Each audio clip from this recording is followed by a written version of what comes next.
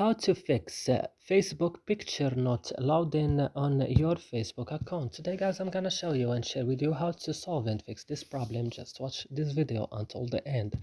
So let's start. First you will just open settings and you will go directly to apps, and on apps guys you will go now directly to Facebook.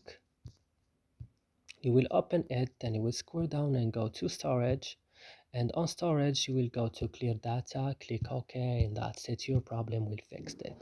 So I hope this video is useful for you guys. Don't forget to like and subscribe in our channel, and see you in another videos.